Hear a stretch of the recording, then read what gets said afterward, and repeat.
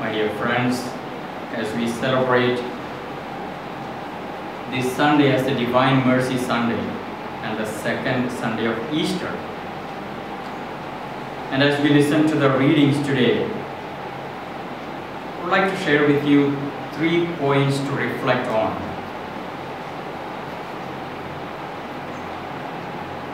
These days we are all under the lockdown. It's been almost 4 weeks since the government instructed us to stay home, not to move around much. So our freedom of movement is restricted. We are under lockdown. We are homebound. And we know how much it has affected our life during these weeks. The usual things that we used to do are not happening, or we are not able to do them. We are in some way forced to stay inside. Now this is more about the physical lockdown and by government instructions. But that is not the only lockdown that we could experience in our life. There are all kinds of other lockdowns that we might experience, and that is something that we listen to in the gospel today. The disciples of Jesus were also under lockdown. They were in the room with their doors closed for fear of the Jews. Now for us these days, it is a lockdown by the government. Now for these disciples, it was more of a self-imposed lockdown. They locked themselves in. Not just physically they were locked in, but also psychologically and spiritually. Now psychologically, there were many factors that made them stay under lockdown. They were afraid. Fear put them under that lockdown. They didn't want to go anywhere. They were so scared. If their master was killed, probably they thought they would be targeted. They would be killed as well. So they were scared. They didn't want to take any risk. Maybe they were anxious about what would happen in the coming days. Maybe they were ashamed, and we know why they must have been ashamed, because they abandoned their master. Some of them even vowed to the Lord that they would not leave him, that they would do anything to follow him. But then they failed. They abandoned him. Maybe they were feeling guilty. Maybe they were feeling angry. Maybe they were upset.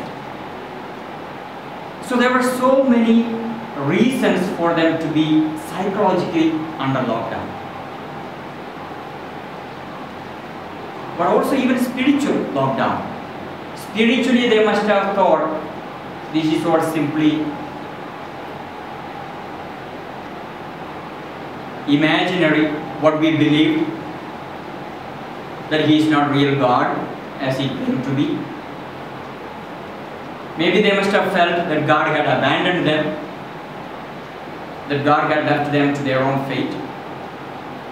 So spiritually probably they were shaken. As we are all shaken by this COVID-19 these days, the whole world is shaken. The disciples were shaken by the things that they were experiencing at that time. They were under lockdown. Now it is at that time Jesus once again comes to them with the best gift that he could bring them: peace. And we know how he greeted them: peace be with you. And the interesting thing is, for Jesus, no doors or no tombs or none of those things can block him. Nothing can block Jesus from us. As St. Paul would say in one of his letters, nothing can separate us from the love of Christ. Nothing could block Jesus. They abandoned Jesus, but Jesus did not abandon them. And that is what we celebrate today, the Divine Mercy Sunday. The mercy, the love, the compassion of God is such that nothing in this world can separate us from Him. So today, as we celebrate this Eucharist, we shall in a very special way pray for them, that we may be freed from all kinds of lockdowns, not just physical lockdown. The physical lockdown that we are under will move. The government will relax the rules, that we may be able to move around. But the more difficult lockdown is the psychological lockdown, the spiritual lockdown. It is from those that we need real freedom. Because those lockdowns can harm us more than the physical lockdown. Let's pray that the Lord brings us His mercy. Whatever may be keeping us under its power, maybe negative experiences, maybe negative feelings, maybe sinful inclinations, maybe our own selfishness, maybe our own greed, maybe anger, maybe some hatred in our heart, maybe worries in our life. It could be anything. Anything that we need to be freed from. Let us allow the mercy of the Lord to flow in our hearts. Let us allow the love of the Lord to come into us. That the Lord may remove those things that keep us under its power, so that we can experience a new freedom.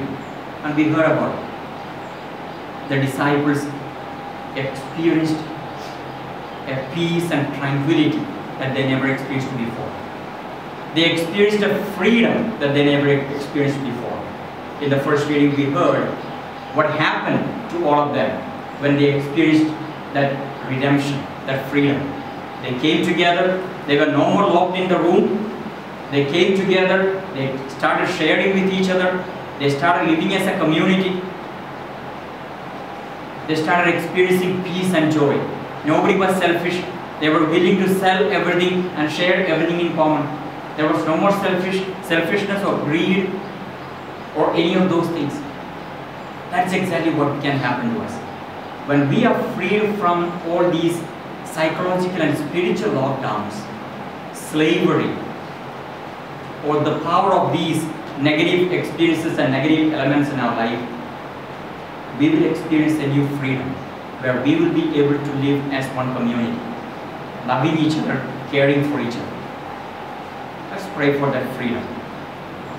The second thing that we hear from the readings, especially from the Gospel, is about Thomas.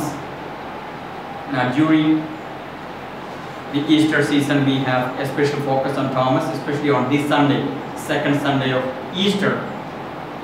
And unfortunately, Thomas has gained a title that probably he never imagined, the Doubting Thomas. But to me, it sounds like it is a wrong characterization of Thomas.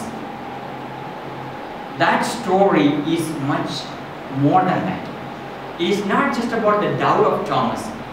It is much more than that. Now, when the disciples were gathered together, the Gospel tells us, Jesus came, but Thomas was not with them the first time. And so they explained to him what happened. They described what they did. And what did they do?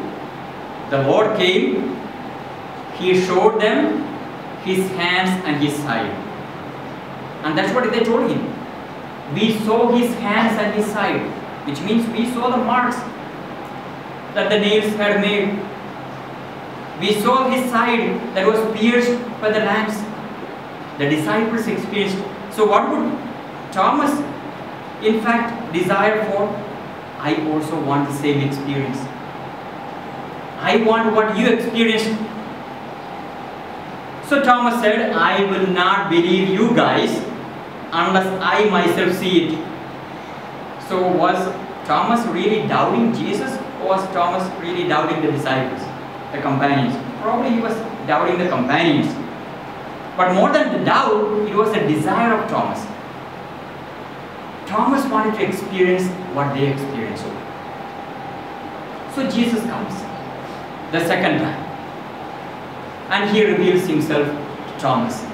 And Thomas gets to experience the same things that the other disciples experienced. He could experience the marks of the nails in his hands. He could experience the pierced side of the Lord. Now what does that talk to us about? So it is not simply about experiencing the marks of the nails or the pierced side. It is much more than that. We are hearing about the resurrected Christ. What is the story really telling us? The story is really telling us that Jesus is risen as well as crucified. You cannot separate that. You cannot separate the crucified Lord from the risen Lord. The story about seeing or touching the nail marks and the pierced side, it is simply referring to the crucified Lord, the Lord who suffered and died, the Lord who went through agony and pain. A Christian has to experience both sides of Christ, the glorified side of Christ and the suffering Christ. We cannot separate Easter from Good Friday. We cannot separate the risen Lord from the crucified Lord. A Christian has to be willing to suffer before he experiences glorification. A Christian has to die before he rises. Christ has both these dimensions, the suffering Christ and the glorified Christ. A Christian has both these dimensions, the suffering side of the Christian and the glorified side of the Christian. The joy and peace that a Christian experiences and the sufferings and the pains that the Christians may have to experience. Let's be aware of that. Probably many of us like the risen Christ more than the crucified Christ. Many of us like the glory rather than the cross. But today, this story reminds us that we cannot separate that.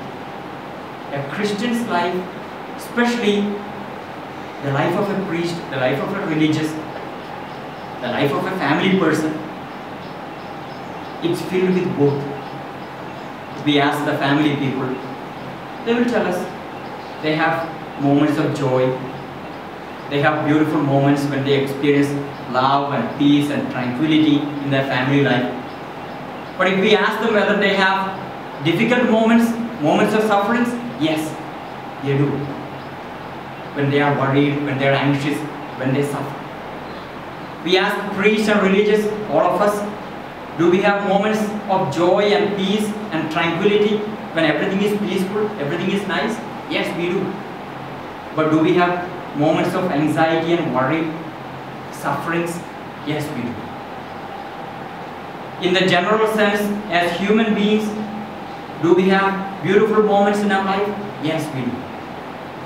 We have wonderful moments when we really enjoy, when we relax, when we celebrate with each other. But do we have moments of pain and sufferings? We don't need to look far. This situation that we are going through, the disease, COVID-19, and all the anxieties and pain and sufferings that are caused by this disease, they tell us that our life is a mixture of good and evil, pain and joy. So today, as we celebrate this Divine Mercy Sunday, as we continue to trust in the Lord and His love for us, Let's also pray for this grace that we embrace life with both these dimensions, the beautiful as well as not so beautiful dimensions of life, the cross and the glory. Let us not simply long for only the beautiful moments. Let us be willing to embrace Christ who is crucified and who is risen. And may God's peace and love be in our hearts, in our families, and with all of us.